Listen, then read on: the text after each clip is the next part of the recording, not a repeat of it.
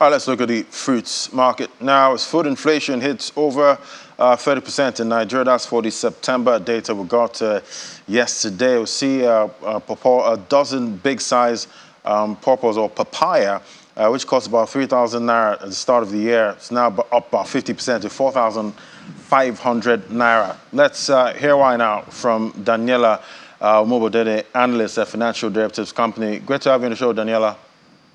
Good afternoon, Ladi. Thank you for having me. Fantastic. So how does this, the price movement of the pawpaw fruit compare to other tropical fruits on the market, and what factors influence its pricing? So like many fruits, pawpaw is highly nutritious and is rich in vitamins and minerals. So it's highly demanded all year round in Nigeria. So compared to other tropical fruits, pawpaw is actually very easy to cultivate. If you ask around, there are a lot of Nigerians with pawpaw trees in their compounds, like at the back of their houses. So the supply of pawpaw is relatively high in the country. So in terms of like pricing, you can find out that most other fruits, the rate at which their price increase is higher than that of pawpaw. And this is because pawpaw is very perishable. If you buy pawpaw today, in the next few days, it could go bad. So pawpaw farmers can't really afford to like increase their prices a lot because they have to sell it off before they get spoiled. And then generally, pawpaw prices are also affected by, demand and supply dynamics, seasonal variations, the level of competition, transportation and distribution costs, and all of that.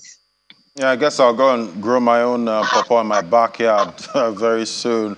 Well, we see Nigeria is currently the fourth largest producer of pawpaw in the world and the largest in Africa, accounting for over 40% of the total pawpaw production on the continent. What are the key factors contributing to its success in pawpaw cultivation, and are there any strategies in place to maintain or potentially increase this market share? So, Nigeria's success in the cultivation of pawpaw and its status as one of the largest producers of pawpaw globally is actually attributed to numerous factors, one of which, and the most important, is the Nigerian climate and weather condition. Nigeria has a tropical climate, which is very ideal for cultivating pawpaw, because to grow pawpaw, you need to have abundant sunlight, and a warm temperature, which is we see in Nigeria, most especially in South, Southeast, and Southwest states. There's also availability of arable land, and then abundance of labor in terms of like farmers.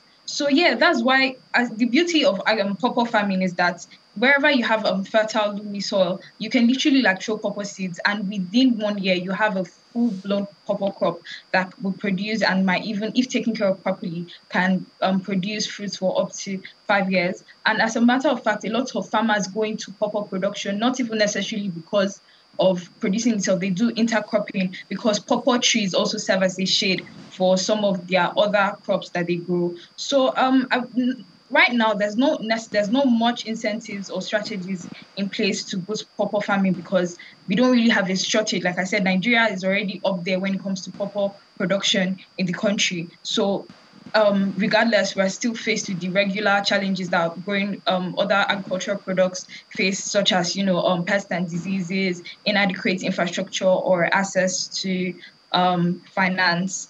But then with improved and modern farming technologies, government support, and development of infrastructure, pawpaw production in Nigeria actually has the potential to, if properly channeled, has the potential to increase and generate a lot of revenue and contribute to the overall economic growth.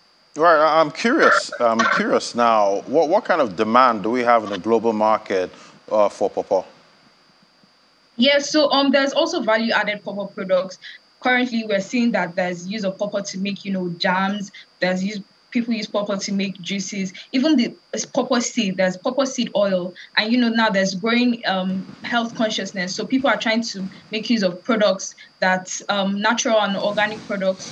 So some skincare brands even use like pawpaw extracts to make like soaps and other skincare products. So, and by the time they make that, there's like an export market for that, both locally and internationally. So that means investors, looking at that market can be sure of good profit, going forward and revenue. Yes. All right, thank you so much. That was Daniela Omobodede, analyst, Financial Derivatives Company. Thank you so much.